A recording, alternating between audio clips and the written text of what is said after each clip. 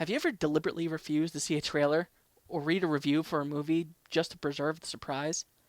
It's exciting to see a movie you know nothing about. You grab your popcorn, plop yourself down in your seat, and the next 2 hours could be anything. For all you know, the new Man of Steel movie might revolve around Superman turning gay due to pink kryptonite, which was a thing that actually happened in the comics. That was the appeal to Pontypool. As strange and fucked up as some of the descriptions are to most of the movies we see, we can usually kind of figure out what we're getting ourselves into. This time, it was going to be a complete mystery. But should it have been? Join myself, Paul, Charlie, and Tag as we discuss Pontypool. Who the hell writes things like this? Who's this guy? Why is he here? So we're just cutting to here now. Why not? They couldn't even write the animals well. How does that make any sense? How could he be there now like this? No, just take us up on how people act. Fuck me. What did I just watch? Jack, we can see your dick. You can see my dick right now? It's a big camera. It's a really big camera. So yeah, it's got a hell of a zoom feature. Yeah, well, Dude, put a Pepsi can next to it just for contrast. Yeah. His dick is. Yeah, it's He's in Hingham. They have those small yuppie fucking Pepsi cans. You know, I got a can of Vienna sausages here. I think might do me well. all right. It's great to be ready here. to fucking record this thing finally. Kinda. Dude, I'm so excited, man. I can't believe you asked me to be on this show. Like I said, it's one of the great honors of my life. Yeah, You asked them, Charlie? What the fuck is wrong with He you? paid the $150 guest fee. It's fine. Oh, god damn it. I told you to raise it to 200. Jesus. Never make money now. Yeah, we'll build that. Charlie, this is a corporation, and we have standards here, and you just let any fucking person join our show? He's ready, man. I'm telling you. Tag, you're ready for literally hundreds of people to be listening to your voice? So there's two women in there. They're at a bar. A guy walks in. Boring. And the punchline is, I'm a Puerto Rican. All right, he nailed that one, actually. All right. All right, so let's just jump right into this shit because, well, Pontypool was an interesting movie, and I say interesting in the loosest terms because I was so excited when I picked it out. I had no idea what it was about. Everywhere I looked, except for IMDb, they spoiled the shit out of it, was just so what's the word I'm looking for? So vague about what it was about. It was like a Radio Shock jock meets a woman one night, and from there, everything goes to Can hell. you call that meeting a woman, though? That is I mean, not she tapped meeting on a his woman. fucking window. Charlie, How did you and Melissa meet, for Christ's sakes? Charlie, you've met women under weirder circumstances. Don't pull this bullshit. Well, that's true. But, so I'll describe the movie. It's like if War of the Worlds was put into a film, but instead of acting it out, they just filmed people recording it. That's pretty accurate. Yeah. I So, didn't there really you go. hate that angle exactly. It kind of I made did. you. It kind of made you think about like how everything was happening, but eventually it started. Its concept kind of started to collapse in on itself. Like its world building was crap. I'm gonna spoil it. There's zombies in this movie. Yeah, we'll mention that this is a zombie movie. Definitely a zombie. Oh, wait, well, hold the phone, fellas. Because I read what this douchebag postmodern director actually called the zombies. He said they're not zombies. They're called conversationalists. Let's Fuck hold him. Let's hold off on that because believe me, I have words. Let's do a round table. Paul, what did you think of the movie? I thought the concept was interesting. I liked what they were doing. I just think the world, like I always complain about this, I think the world they built and the lore of their own zombies was fucking distracting and awful and really fucked everything up. Charlie, what about you? I thought it was fucking terrible. I mean, what a piece of shit. So it's like if they made a moving audiobook. It's like they didn't get the concept of film. You know, it's the whole time. It's like, what's going on out there? And they describe the spooky shit happening to them. But you know what I like in my horror movies? To see the spooky shit happening. I don't need some fucking jerk-off Canadian describing to me what's going on. Oh, Gord. Oh, no. Oh, they're eating each other. It's quite impolite. What a shitty concept. This postmodern crap can go fuck itself. That's how I feel about it. And you guess whose name I forgot. Tag. Tag. You guessed whose name I forgot. Tag? What is? Yeah, tend to agree with Charlie there. It was a static movie. I mean, it was like a Canadian running on a treadmill. You know, they were kind of oscillating back and forth between this kind of disbelief. Do I believe in it? Do I not believe in it? And I think we're kind of right there with you. Like, we don't really know. And I think, like what Charlie said, just kind of comes down to being one giant, huge, steaming flop of shit. Yeah, that's right. It's a good call, Tag. Do you remember the phone call, the Canadian phone call? Like, it was the most, when he was talking about 9112, it was the most Canadian thing I've ever heard in my life. Yeah, if you don't want to inconvenience anybody, you know, why don't we just get 912, huh? Oh, in that regard, yes, Canadians are quite polite. All right, so you guys thought, I thought it was okay. I mean, right up until about the halfway point when it really shits on itself. I mean, just the fact that it's basically a world with zombie it didn't hurt the movie. I know you didn't get to see much, Charlie. I mean, they did insert a little bit later, but I like the idea of just not knowing what's going on and slowly building the tension if you're going to do a slow burn like that. I definitely like that. But approach. of course, I mean, just like a man it depends, it shit itself. But on IMDb, this gets a 6.7. On Rotten Tomatoes, this got an 82%. That is undeserved. From the critics. It got a 69% from the audience. Also too high. On Amazon, it got 4 out of 5 stars. So this is a liked movie. People loved this fucking movie. I typed into Google, Pontypool sucks, and I couldn't find anything. Oh, I found quite a bit. I mean, it was Well, there we go. I guess you Google better than I do. No, I just go to IMDb and then I go right to their Flame War section. So I read on IMDb that actually, you know, Honey the Cat, that whole thing in this movie. Yeah, what was that all about? I heard Yeah, that what was wasn't that? part of the movie. Honey the Cat actually killed itself. So it didn't. Is that why he was missing the entire time? Yeah, and the Canadian province in Ontario didn't want to fucking let them take down the posters because it was the biggest thing happening in Ontario at the time. So they just had to work around it. But it was in Pontypool, so the cat killed itself. Let's briefly go over the movie because, as we know, it is a zombie film. It starts out with a radio shock jock who finds a woman who's just kind of like, I don't even know how to describe it. She just comes up. They made a big deal about this in the description. Like, this is what sets everything off. But it really was just some bitch who just walked up to the car and just went, da, da, dum, da. I think she was babbling like they did in the zombies quote unquote did in the movie. Yeah, she did, but I wasn't paying attention because I it's supposed was. to be spooky. But I mean, it's supposed to be this weird scene. It even has like the jump scare. Like she hits the window, and the guy jumps back. The problem is, it's not a scary scene when the woman is babbling incoherently, and the guy in the car is going, "What? What? I can't hear you. Can't understand What?" The untalented Don Imus, even more untalented, I should say, Don Imus motherfucker. That's what he looked like too. I think that's really what they were going for. He had so many facial expressions in this movie that were like, Half of them were baffling. Like, what the fuck is his motivation Yeah. for like bugging eyed and running off? yeah, That was one nappy-headed hoe. yeah. That's well, now the FCC is going to be all over us. God damn it, Great. Tag. I am we've from lost all of our Alabama, jobs. which is the disclaimer.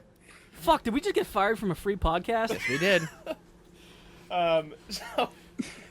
So basically what happens after that initial encounter is he basically goes to work. And you have the 3 characters. You have a fake Don Imus, whatever the hell his name is. Is that his name? Mozzie in the morning. Yeah, so Mozzie's doing his thing where he's like the most Canadian of shock jocks where what he's talking about is just slightly political. So everyone's like, "Oh no, we can't talk about that. Talk about the cute cows and the weather." Yeah, there's a lot of setup with like who he was. I guess. I mean, I guess it's a thing with movies. You got to set up who I everybody mean, is. at least you could tell who the characters are. They each had like some kind of like personalization to them. The shock jock, you could tell he was fired. You can tell that he's doing his shtick and he knows what he's doing and how to attract an audience. But at the same time, he still wants to be the nice guy. He's not trying to ruffle feathers. I beg to differ. He's He's not trying to be an asshole about it. I mean, he can be an asshole about it, but that's not his main goal. It's not like when we saw Howard Stern do his thing back in the day, where he was literally fucking with people. Everything that lady was telling him not to say on the air, he was fucking saying on the air because he's a fucking dickhead. So we have a protagonist that is an unlikable douchebag. Agreed. And you do what the hell is the other character's name? It's basically the station manager. The Bertha. All right, if we were professionals, we would have Sydney. Sydney lives. That's right. So yeah, you have Sydney, who's kind of the station manager. She's feeding him all the news that's coming on in the War of the Worlds fashion, and it was kind of interesting for a while. That's actually how I saw it a little bit. I saw it as like, it wasn't exactly an homage to War of the Worlds. I doubt the director even fucking thought about War of the Worlds. It definitely was. Man. You think he really thought? Yeah, he was sucking War of the Worlds. Come dick. on. That's what this was all about. It was All actually right. based on the book called Pontypool Changes Everything, which is kind of a War of the Worlds thing. This was also adapted as a radio play, so yes, this is heavily inspired by War of the Worlds. They should have called this Pontypool rips off Orson Welles. That's what it should have been called. Right. So what? Everyone gains Right. like 400 pounds and complains about peas. Well, yeah, eventually. Not to mention the Canadian Anna Faris makes an appearance in this one as the what was she, the radio producer? No, I think she was the intern. Yeah, she was I think the sound engineer. She's the one who was playing the tapes. She also, in American movies, we build up our soldiers to be heroes, whether or not you like it or not. we build them up to make it a big deal so they can say, oh, you were in so and so of a place. You obviously have skills in whatever the plot needs. In this movie, it's like, so you were in Afghanistan. How was that? Great. Oh, it was nice. Good. Don't you know? Yeah, what the? They didn't do anything with that. I mean, we didn't need to know that about her character. I Just mean- know that she's a nice girl, and she eventually is the first one in the station to become a zombie. I'm sure that the Conversationalist. Canadians had a presence in Afghanistan that was welcome to everyone, but at the same time, they really are not going to play it up as much as us Americans. So if you're going to put it into the movie, make it do something other than, oh shit, we don't have a character type for this person. Oh well, Afghanistan. It doesn't work when you're Canadian. Well, I mean, I think it would have if they actually competently incorporated it into the character. Like, you don't we don't usually hear a lot about like the Canadian soldiers in the United States having like issues. You know, she obviously had some sort of issue, but they clunked and fucked it all up by just saying, "Oh, you're in Afghanistan. That's your character's thing, I guess." Yeah, except for one line where she awkwardly turns and shoves her ass to the door and says, "Sir, we got an enemy at the door," and then turns back. I don't understand why they even bothered. So this is the movie progresses in a way that you can kind of figure out. Like the zombies slowly come into the station. Well, first of all, they find out that they're zombies, and then the zombies start to like bang on the doors, and you realize that the inside is like an insider is infected. These are just tropes that we're used to in a horror movie, and if they continue with the slow burn, like figuring out what's different about these zombies, because at first I was like, okay, they're zombies. They have to do something more in order for me to give a fuck, because we're 45 minutes in. And they do something different. And the thing that they do different is so stupid Absolutely absurd. that words fail. And what makes that ironic is that the virus that makes these zombies is transmitted by words. When they revealed So what fucking caused, stupid. when they revealed what caused the zombie outbreak, I shit blood. It was so bad. Oh boy. Yeah, it was an aggressive reveal for me. That was a very bad Yeah. reaction to this movie. It was. That's why I didn't like it. That's why I didn't like it.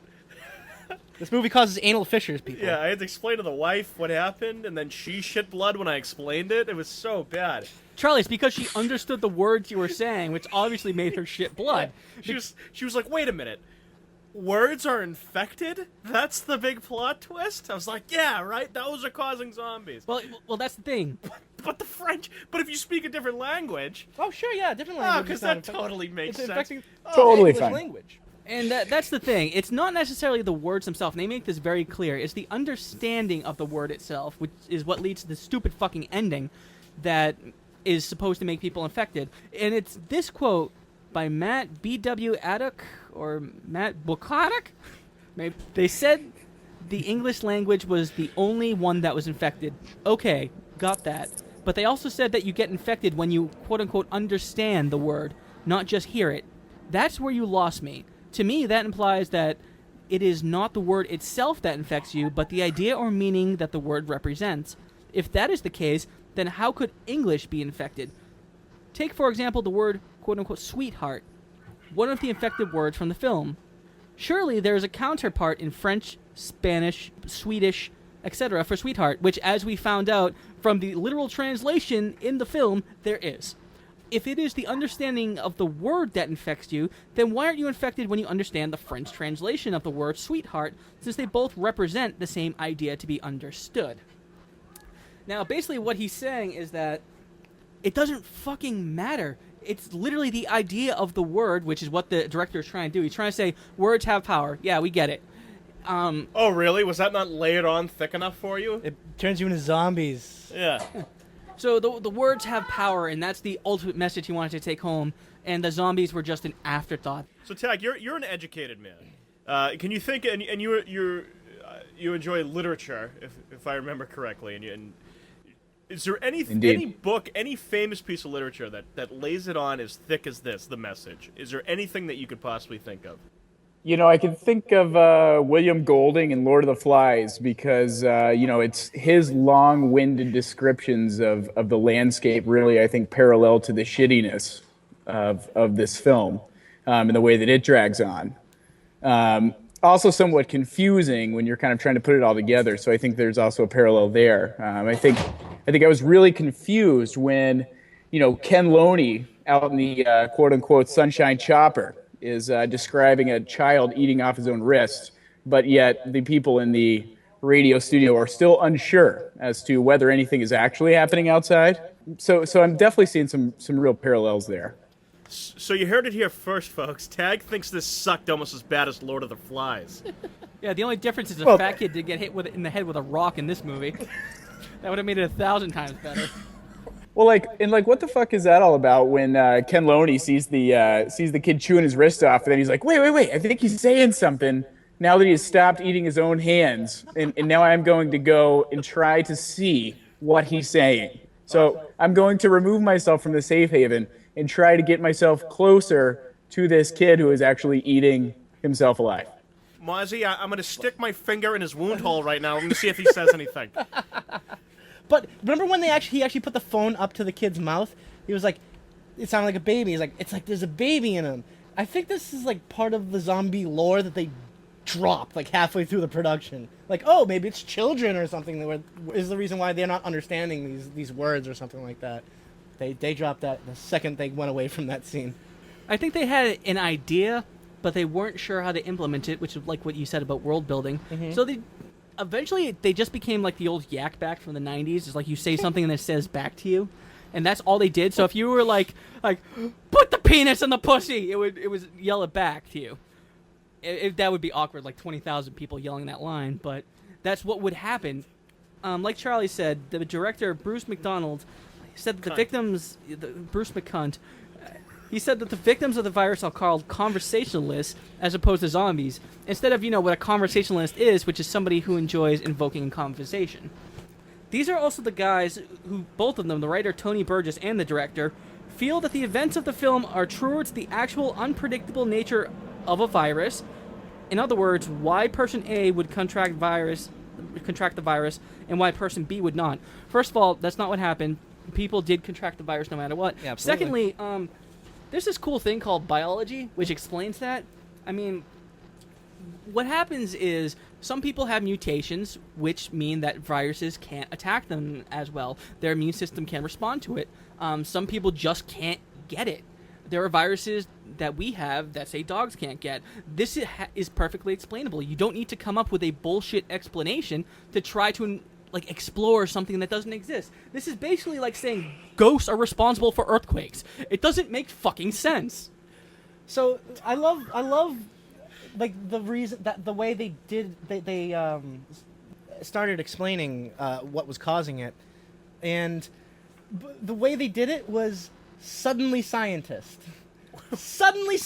crawls through a window in the radio station who no one questions. They were just this guy came in. Talk about the hand of fucking God, huh?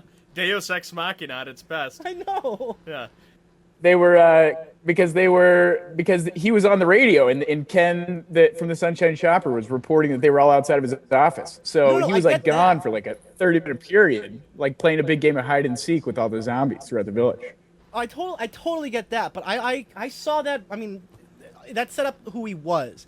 What I mean is like, there's no point where he should have even been there. To be honest with you, and the only reason he was there was just to explain everything. Tag, I want to put a situation to you. Okay, so you're in the middle of the zombie apocalypse, let's say, and some random man, whether he's a zombie or not, crawls into your room. Do you stab him in the dick or not? Go for the dick stab. So I think in a zombie situation, it would be a surefire thing. Yes.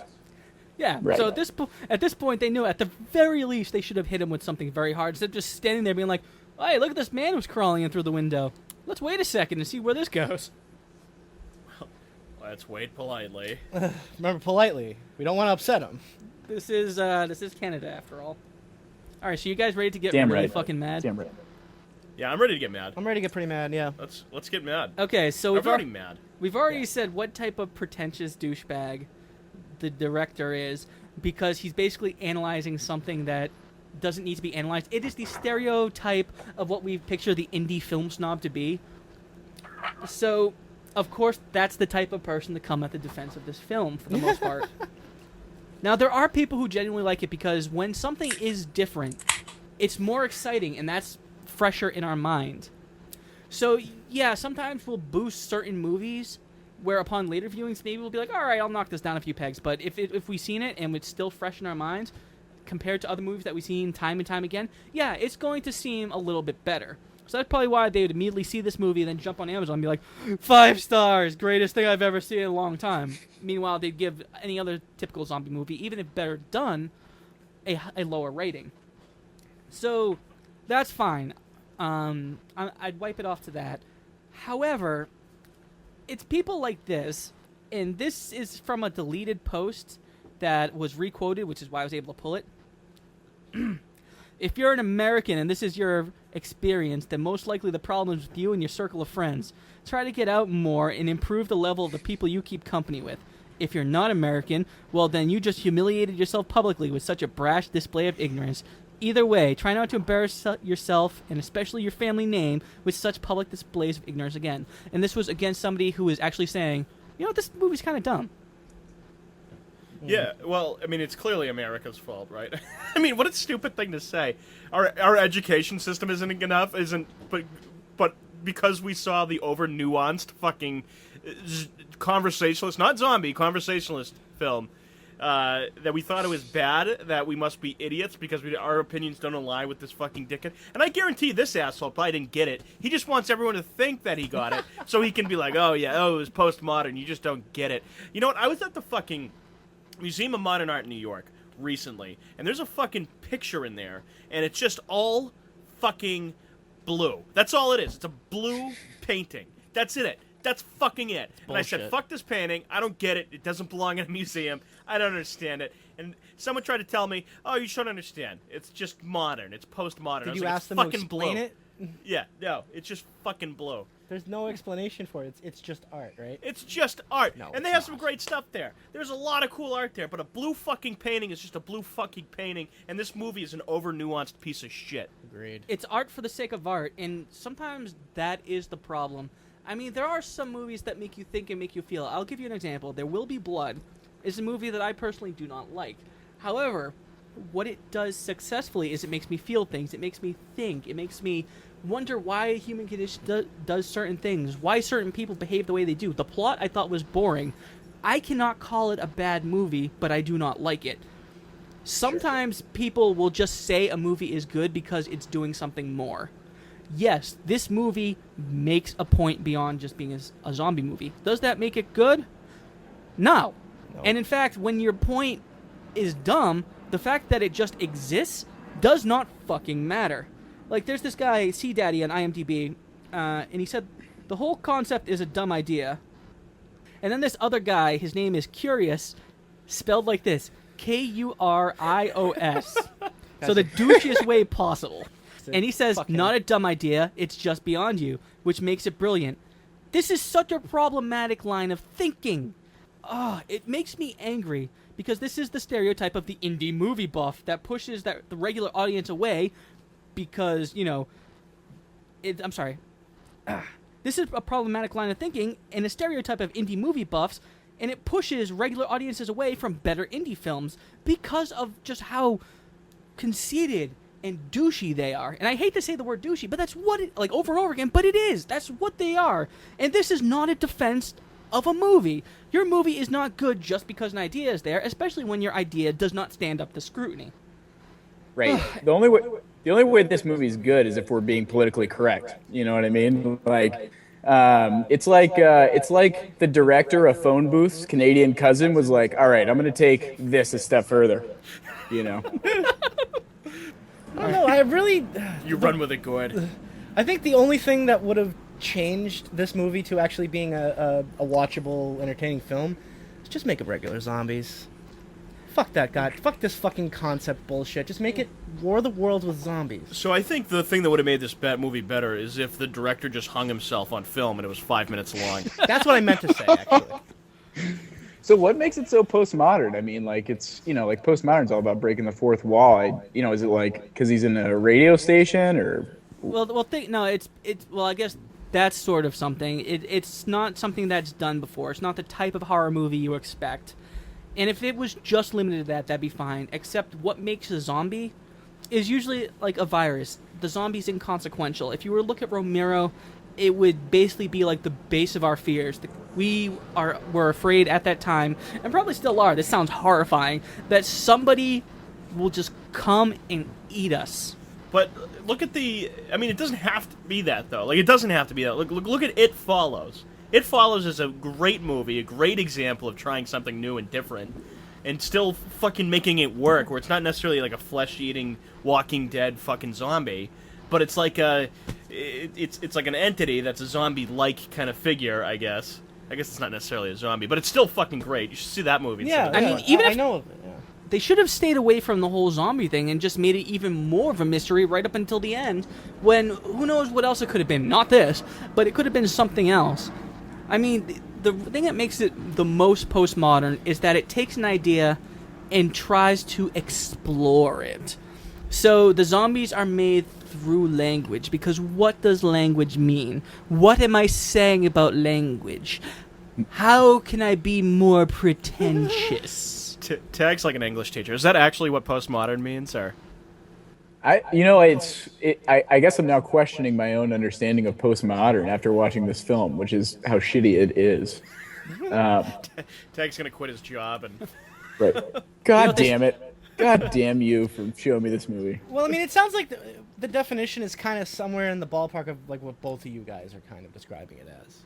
It feels like an English major took like the idea that somebody else made and ran with it. Like the blue window is about the person's despair. He's laughing because he knows where it's going. It's about how one feels within oneself. But sometimes the window is just fucking blue. And you know what? It's that kind of juvenile interpretation of art that most of the reviews that I came across nail home. Listen to this shit. First off, whoever doesn't like this movie has no taste in movies. Go watch The Jersey Shore for your entertainment. Strike one. Now again, this is something that I would imagine like some 16 to 17-year-old writing, because they think that they can understand the deeper meaning of fucking the world. Talk about falling flat. Second, the movie speaks volumes. In reality, in the start of a new sentence not capitalized, in reality, words are not infectious. Period, no space. They tell us what car to drive, what clothes, spelled C-L-O-S-E, to wear, even how to treat people. This movie puts it in a simple illustration. Words are a virus that spread. This movie is not science fiction, it's science fact. Oh, fuck you. Yeah, this guy looks in the mirror while he jerks off. What an asshole. Slowly, too, by the way. And with his tears. I am going to start leaving more Amazon reviews, like so when people write random things like this. Yeah, that's what I'm going to do. So if you guys listening for the first time or something, or missed that particular episode, one point we were reading Amazon reviews and we actually had it up on the computer screen, so we clicked on them and see what else they reviewed, and it's always fucking hilarious, because it's like loved this movie, the comedy was hilarious, and then it's like they bought like a toilet brush, and they're like, the toilet brush was hilarious, you know. So with the deepness that they're trying to put to such a shallow concept, which honestly movies have done, 28 Days Later, it's basically a zombie movie, and yeah, it is kind of ridiculous that fucking Danny Boyle was like, these aren't zombies, they're infected. It's like, yeah, that's kind of what a zombie is. It's a zombie. It's fake. But the movie was great, and it even did what this movie tried to do and addressed actual issues and explored them, but in a way that was interesting but still thrilling, and the story could back up the art. This movie, it just baffles me that some people had a hard time. Like the actress Georgina Riley, she played Laurel Ann, the Afghanistan girl. Right. You know, The Canadian Anna Faris. Oh, right, yeah. All right. yeah. She had a problem with her characters having to babble. You know that babbling shit that they have? Sure.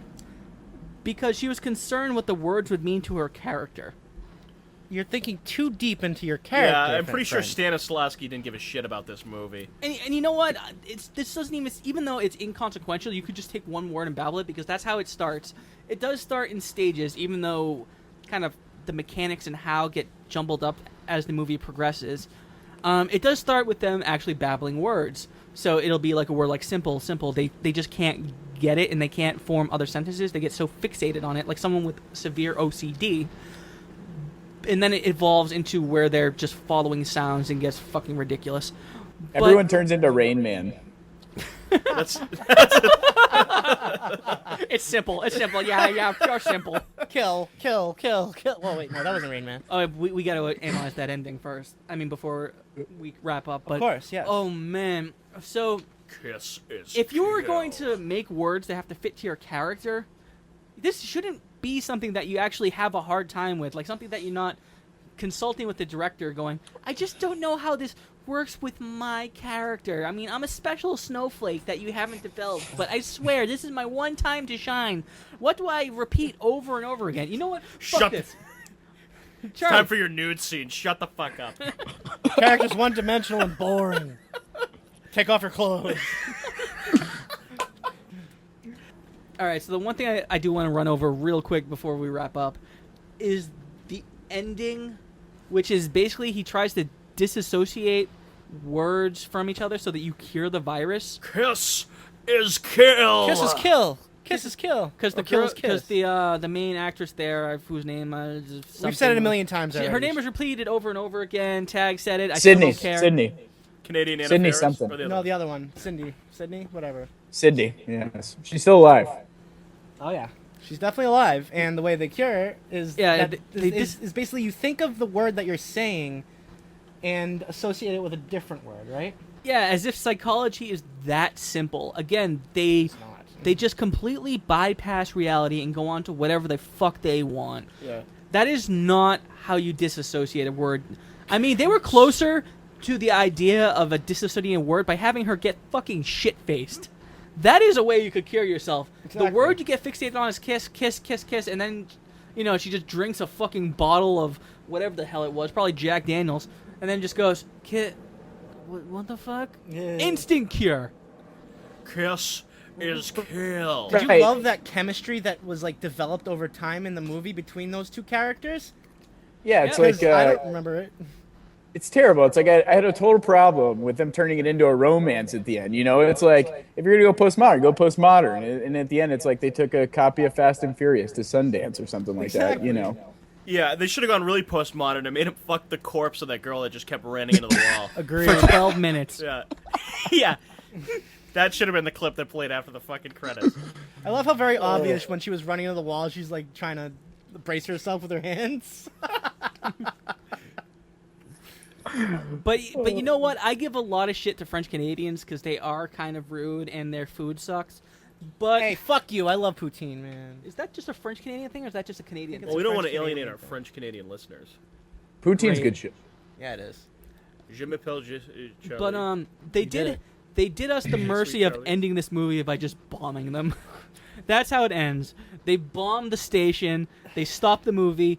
Thank you, French Canada. You saved us from another 30 minutes of this All bullshit. they did was turn off the light. I'm not saying Well, like did that any- as a criticism. It's just like that's how you end your fucking movie. Did anybody kind of catch how like okay, kiss was kill, and then they kiss at the end, and then the bomb drops, right? Isn't that kind of coincidental or You're symbolic? saying that they were like foreshadowing It was the kind of bomb like dropping? yeah, it was foreshadowing, right? A little And foreshadowing. they foreshadow 10 seconds into the future. Congratulations. Did you like that little improv game the two of them were doing? With what was it? They were saying the infected word first, and then the other person was supposed to like say a completely opposite word. Boner. Barbara Streisand. Exactly. At one point, they came out with mayonnaise golf club, I believe. Really? I was barely paying attention, but I did realize she got the woman got stuck on a word, and I'm like, I relate to you, friend. I always suck at improv games too, but I'm not an actor who gets hired on films. Someday, Pete. And then there was the after credit Oh scene. my goodness. So it basically they rip off Sin City with their design, and granted, it actually looked kind of cool, and it slowly goes from black and white, like the high contrast, into color. And it's two bank robbers who are played by the same actor and actress. And at first, I was like, "What the shit is this?" Oh, I have no idea what the fuck was going on. So you're gonna have to explain this to me. This is what we call a stinger. This is a setup for the sequel. There's going to be 2 sequels, actually. Both of which were conceived before this fucking movie, apparently. Which also premiered in 2008. They were really hyping it up in 2009. Said that they were still on the discussion table in 2010, and as of 2015, still nothing. It's not going to happen. So instead, we have a shitty movie with a teaser for a movie that does not exist. Is that a sequel, or is it just the next movie this director wanted to make? No, it was supposed to be a legit sequel called Pontypool Changes. It's still on IMDb and still in development. Oh, I just squinted at Martin really, really deeply and Yes. skeptically. This exists in the thoughts of the director. Which, guess what? If it worked the way his movie did, would appear as a fucking movie. But guess what? Your premise is flawed. You're an asshole. Get the fuck out. All right, guys. You ready for some 1-star reviews? Oh, yeah, let's hear it. All right. Great. Here's one by Charlie Weber. It stinks. So this first one is by Angela Sylvester. She said, "This one sucks, and it was all talk and no zombies at all. If there was even a zombie, I did not see it. This woman is obviously blind." She fucking nailed the review. This woman also gave 2 stars to the movie Bloody Mary, saying, what could I say? I like this person. I Bloody really Mary like was this 1 star better than this movie. I like that. She also gave 5 stars to the movies Stigmata and Dr. Giggles, as well as 5 stars to a popcorn popper. So, Dr. Giggles? so I can't say I disagree with her, but... I still like her. Yeah. All right, Dave Keppel says, "A turd by any other name is still a turd." Very Nailed true. it. This man gave 5 stars to 28 Days Later, Heartless, I don't really remember that movie, and the book A Dance of Dragons, so a man after our heart. Yay. And the final one comes from Julie. "I felt brain dead and incapable of proper sentences for days after watching this atrocity of a film." She gave 5 stars to a pair of shoes, a purse that looks like a Bible, and the movie Sideways. A purse that looks like the Bible? Yes. Paul Sideways was- Giamatti. Oh, yeah. 5 stars. Sideways Delivered is as all right, promised. man. I didn't hate it. I didn't hate it either. All right, guys, you ready to pick the next movie? Yeah, let's fucking do it. So here's how this works. I'm going to give you 3 movies, and you get to vote. I will also give you a description of each film, and whatever wins is what we are going to review next month. Sound good? And this Perfect. month, I have a theme. Oh, shit. What is the theme of August? The Yeah. theme of it's hot as fuck out. My balls are sticking to my leg. So the theme is drugs. All right. My favorite. All right, so the first movie is Crystal Fairy and the Magic Cactus. It's about Michael Oh my Cera, God. who wanders around with people looking for a hallucinogenic cactus instead of, just buying drugs like a normal person. So that piece of shit's been up for vote a few times at this I think point. is this the third or second? I think it's only It's the at least second. the third. The second one is called Enter the Void. When a drug dealer is shot, his soul goes on a trippy journey to the past, present, and future. So, What is? That's It's like the 12 Days of Christmas on crack. Are we? We're trying to think of Scrooge. do we have years on any of these or runtime? That's how I'm gonna start voting is runtime. I'm going with years. I keep forgetting. I think they're all in the 2000s. And the third one, if you guys thought the first one was on a lot, get ready for one coming back since season 1. Oh, Hansel and Gretel get baked. Oh, Hansel and Gretel, Jesus. but the witch grows weed instead of having a candy house. There's just no Wow, good that ones. sounds terrible. they're all, Next they all month sound is terrible. going to be amazingly, sounds terrible. wonderfully terrible. These, as far as I know, all of these have been on lists with like separate movies, and we just haven't touched them because they sound awful. I'm Yeah, really they- glad you put these on a single list. This is the what did I just watch reject list. I That's love the- it. That's the fucking theme. It's Drugs not- isn't the theme. It's the what did I just watch reject list. Especially Hansel and Gretel get baked. I think Oh, this is yeah. the 5th time I added it. This is like this has got to be at least like the 6th or 7th time you've put it on there. All right, but I'm going to vote before you guys, so you think I'm not influencing you. I'm actually voting for Enter the Void. Paul. Just because we never voted for it in season 1, I think everybody said fuck this movie. I'm just gonna say fuck it. Hansel and Gretel get baked. Oh, you son of a bitch. All right. Charlie. I'm gonna go with the other one. What's it? Michael Cera plays with his own asshole. That's the one I'm gonna go for. Something like that. All right, he's going Crystal Fairy and the Magic Cactus. That leaves you, Tag. The fate of this podcast is now in your hands. Your hands. Are you going to vote for Crystal Fairy and the Magic Cactus, Enter the Void, or Hansel and Gretel get baked? Well, as a Colorado native, I'm gonna definitely go with Hansel and Gretel get baked. Boom, motherfuckers! All right, Oh, finally. What did I just watch? After 3 years, we're going to watch Hansel and Gretel get baked. Think of all the movies that we've picked over this movie. I think we've also said that they were terrible too, for the most part. We picked Surprisingly, we picked a movie where the KKK wins over black people over Hansel and Gretel get baked. But Martin, that was a classic. That's an example. We for picked a films to movie come. over about an elderly Shaolin monk over Hansel and Gretel get baked. That movie was amazing. We in watched some ways. Lucy Liu homecoming Asian stereotype over this fucking movie. A Disney Well, Channel movie. I only chose Hansel and Gretel get baked because Ted Cruz made an argument that this movie was evidence that marijuana is a date rape drug. I love it. I love it. Oh my god, I didn't know that. No. Oh my god, I didn't No. know that. Tag, you just saved the fucking day. I love you, Tag. All right, but I you love know you what? guys. That does it for now. Tag, thanks for coming on. You're never allowed back. Now get the fuck out of my house. That's it for now. Catch more episodes on iTunes or Stitcher. If you prefer to listen to podcasts on YouTube, we're there as well at the Some Jerk from Boston channel. Have any comments, recommendations, or just some good old-fashioned hate mail? Email us at wdijwpodcast@gmail.com. That's wdijwpodcast@gmail.com. Like us on Facebook at facebook.com/wdijwpodcast. You can find me on Twitter at SomeJerkFB or on Tumblr at somejerkfromboston.tumblr.com.